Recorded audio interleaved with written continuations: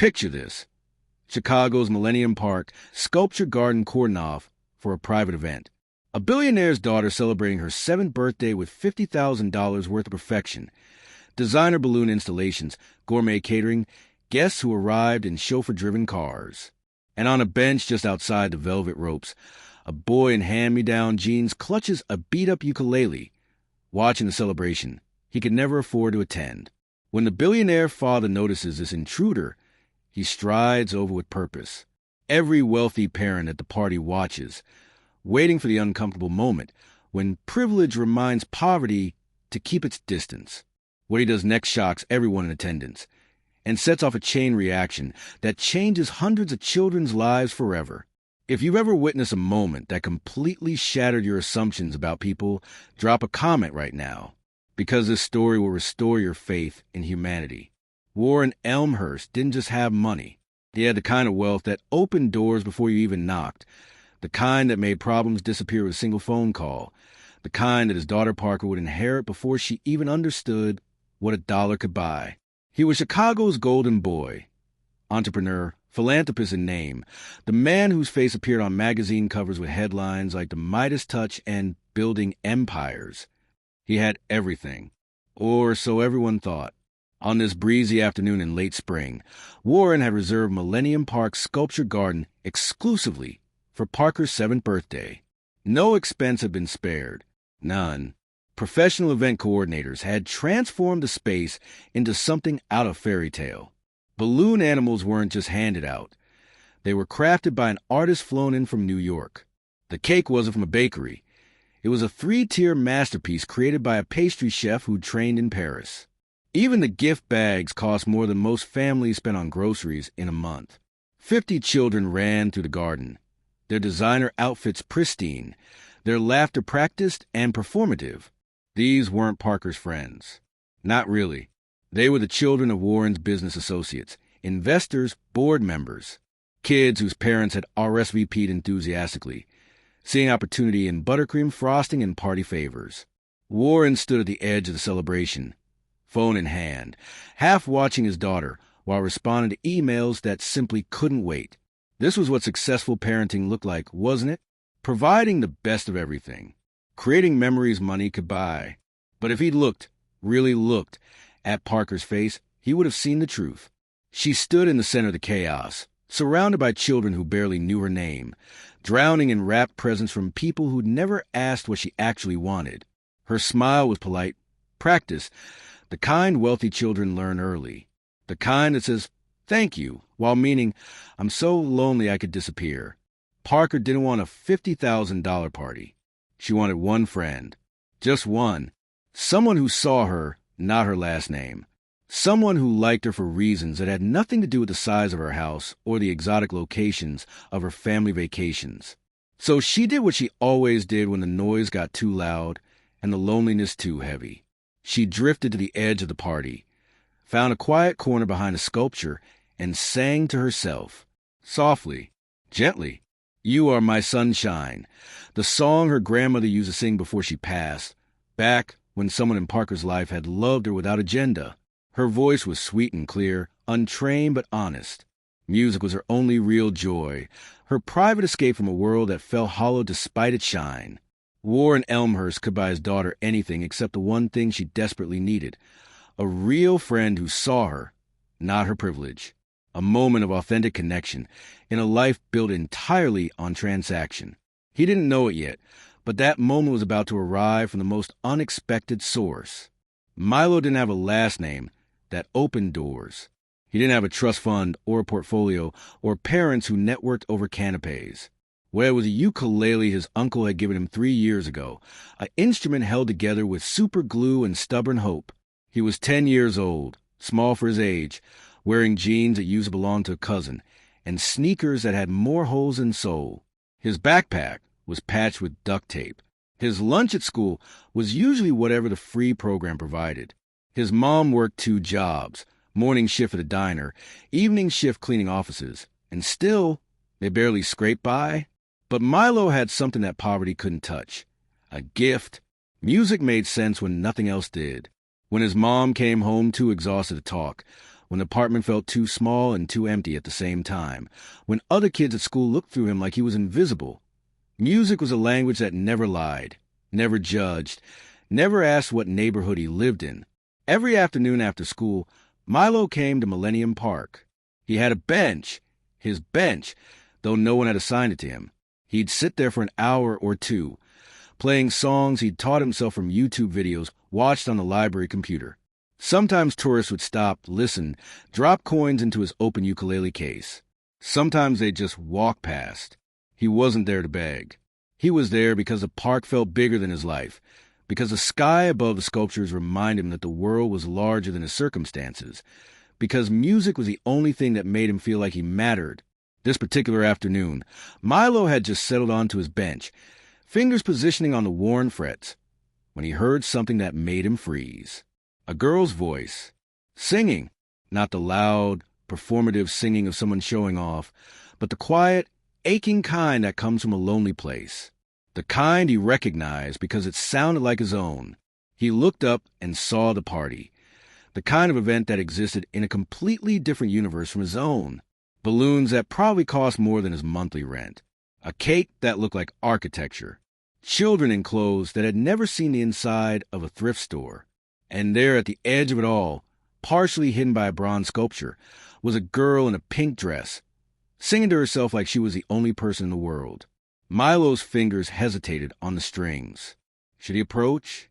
Would they chase him away? The velvet ropes marked a clear boundary. This world was not for him. But the music called him musy. What happened next wasn't planned.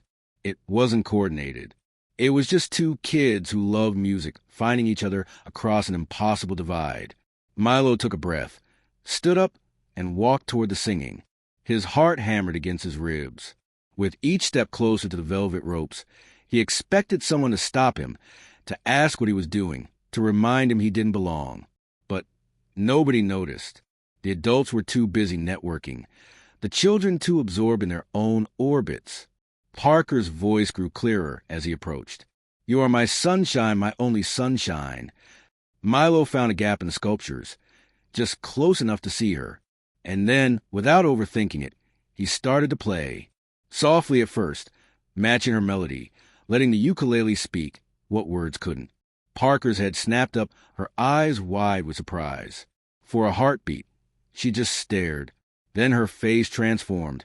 Not with the polite smile she'd worn all afternoon, but with genuine, radiant delight. She didn't see his worn clothes. She didn't judge his presence or question his right to be there. She just saw someone who understood her language, someone who'd heard her song and answered with his own. Milo's fingers found confidence. His voice, quiet but true, joined hers. "You make me happy when skies are gray." The melody drifted across the sculpture garden, cutting through the elegant chaos like sunlight through clouds. A few children stopped mid-chase, drawn by something they couldn't name. Then a few more. The professional entertainment, the magician, the face painter, suddenly seemed dull in comparison to this raw, honest moment. Within minutes, a circle had formed. Kids sat on the grass. Parents paused their conversations. Even the waitstaff stopped to listen. Milo played another song, then another. His nervousness melted away, replaced by the pure joy of sharing something beautiful. And Parker? Parker was glowing, truly happy for the first time all day.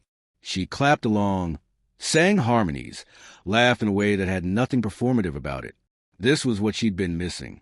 Not another expensive entertainment package, but genuine human connection.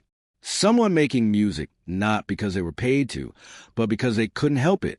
If you believe the best moments in life can't be bought, hit that like button, because what happens next proves that true wealth has nothing to do with money. The party had been hijacked, not by rudeness or disruption, but by something far more powerful, authenticity. This wasn't what Warren had planned. This wasn't in the schedule, wasn't on the invoice, wasn't part of the meticulously coordinated package he'd paid for. And it was perfect. Warren noticed a shift before he understood what caused it. The energy of the party had changed, the careful choreography disrupted by something organic and unplanned. He looked up from his phone and saw his daughter's laughter cutting through the afternoon. Real laughter, not the polite giggle she used with adults. He followed the sound and found the source. His meticulously planned celebration had been taken over by a boy who looked like he'd wandered in from another world entirely. A boy with a ukulele held together with hope. A boy whose jeans were 2 sizes too big and whose shoes had seen better years. A boy who very clearly did not belong at a party where the gift bags alone cost $300. Warren saw the guests noticing too. Whispers rippled through the crowd. A few parents exchanged glances, some uncomfortable, others judgmental. They were waiting for Warren to handle this, to politely but firmly escort this intruder away, to restore the proper order of things. After all, there were boundaries. There were rules about who belonged in certain spaces, and who didn't. This boy was clearly on the wrong side of that line. Warren's jaw tightened. He set down his phone and began walking toward the scene, his stride purposeful, his expression unreadable. The crowd parted for him.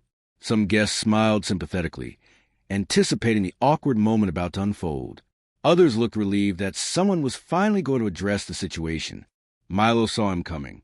The boy's fingers faltered on the strings, his playing slowing, fear flashing across his face. He'd seen that look before. Wealthy adults who saw him as a problem to be solved, a disruption to be removed.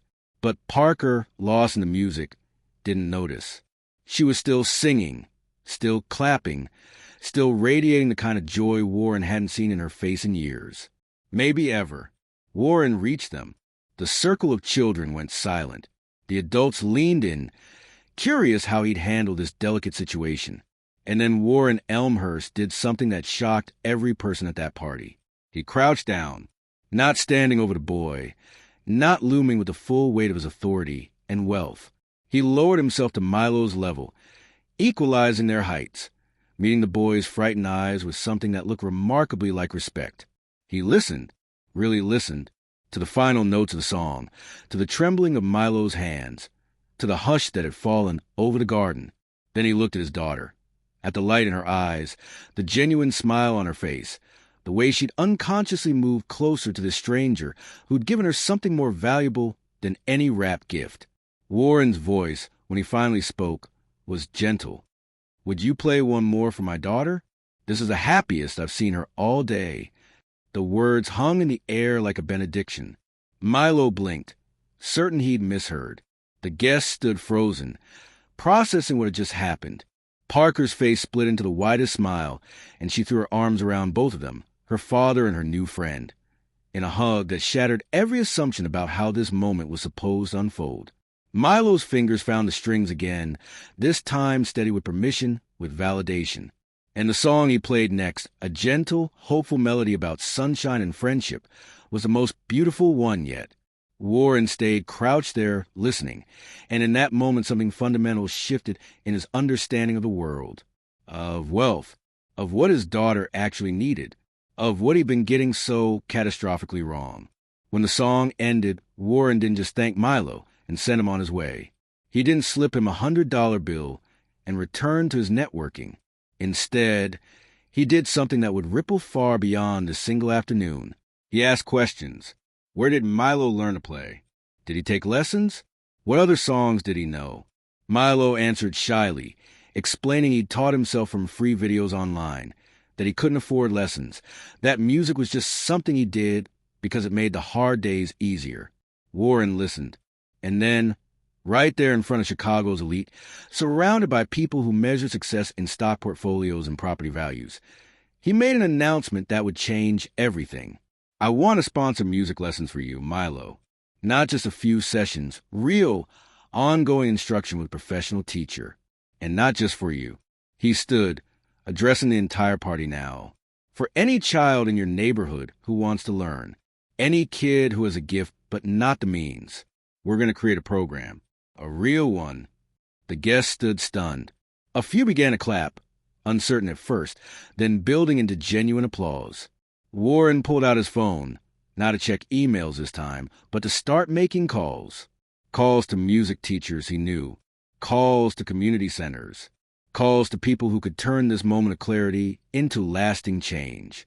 Within an hour, pledges started flowing in. Other parents at the party, moved by what they'd witnessed, offered to contribute. The event coordinator knew someone who ran a youth arts program. The caterer's sister taught piano and offered to volunteer her time. What had started as one billionaire's moment of recognition became a movement. If you believe one person's generosity can change an entire community, drop a comment saying this is what wealth should look like. Let's celebrate people who use their privilege to lift others up. In the weeks that followed, Warren didn't just write a check and forget about it. He showed up. He helped establish the Millennium Music Program, a scholarship fund that provided free lessons, instruments, and performance opportunities for children regardless of income. The community center in Milo's neighborhood became the program's home base. Kids from public housing and kids from penthouses gathered there twice a week, united by shared passion for music. The barriers that seemed so permanent, class, race, zip code, dissolved in the face of melody and rhythm. Milo received a new ukulele, proper instruction, and most importantly, validation that his gift mattered. But he wasn't the only one transformed. Dozens of children who'd never imagined they could afford music lessons suddenly had access. Parents who worked multiple jobs found their kids had a safe, enriching place to spend their afternoons. And Parker? Parker had finally found her people. Not children forced to attend her birthday party by social obligation, but kids who shared her love of music, who saw her for who she was rather than what she had. She and Milo became genuine friends. Every Saturday, they'd meet at the community center for lessons, then stay late just to play together. The lonely girl in the gilded cage and the boy with the beat-up ukulele, making something beautiful together. Here's what Warren understood in that moment that most wealthy people never grasp. True power isn't in what you keep. It's in what you give away. Wealth hoarded builds walls. Wealth shared builds bridges. That afternoon in Millennium Park taught everyone present a lesson that no amount of money could buy. For Parker, it was a discovery that real friendship can't be purchased with expensive parties or impressive gift bags. Authenticity beats extravagance every single time. The kids who came to her birthday because their parents made them, most of them she never saw again. But Milo, the boy who showed up uninvited with nothing but a song, he became family. She learned to value substance over spectacle, to recognize gifts that don't come wrapped in pretty paper, to understand that the best moments in life are usually the ones you can't plan. For Milo, that afternoon was validation, proof that his gift had value, that he belonged in spaces he thought were off-limits, that poverty didn't define his worth. The billionaire who could have dismissed him instead saw him, really saw him, and said, "You matter." That single moment of recognition changed the entire trajectory of his life. Not just because of the music lessons or the new instrument, but because someone with power chose to use it for good. Because Warren said yes when he could have said no. Years later, Milo would perform with youth orchestras, would teach music to other kids who couldn't afford lessons, would credit that afternoon in the sculpture garden as a day he stopped feeling invisible. For Warren, the lesson was perhaps the most profound of all. He'd spent years measuring his success as a father by the things he could provide, the best schools, the biggest parties, the most impressive experiences. He confused resources with love, expense with attention. But that afternoon, watching his daughter's face light up over a $10 ukulele played by a boy with holes in his shoes, Warren understood what he'd been missing. Parker didn't need more things. She needed to be seen. She needed genuine connection. She needed a father who was present, not just wealthy. He reprioritized after that. Fewer 70-hour work weeks. More dinners at home. Less focus on building his empire. More investment in building relationships. He started volunteering at the Millennium Music Program himself. Not for photo opportunities or tax write-offs, but because he discovered something more fulfilling than closing deals. Helping kids like Milo discover their gifts. For the adults at that party, the lesson was a mirror held up to their own assumptions. How many times had they dismissed people based on appearance? How often had they confused wealth with worth, poverty with lack of value? How many gifts had they missed because they only saw the wrapping? The story spread, not because Warren's PR team promoted it, but because people couldn't stop talking about what they'd witnessed. An ordinary moment transformed into something extraordinary by a simple choice. Compassion over judgment, generosity over exclusion, connection over class, compassion over privilege, generosity over distance. connection over currency. These aren't just nice ideas. They're the difference between a life lived and a life wasted, between success and significance, between having everything and having what matters.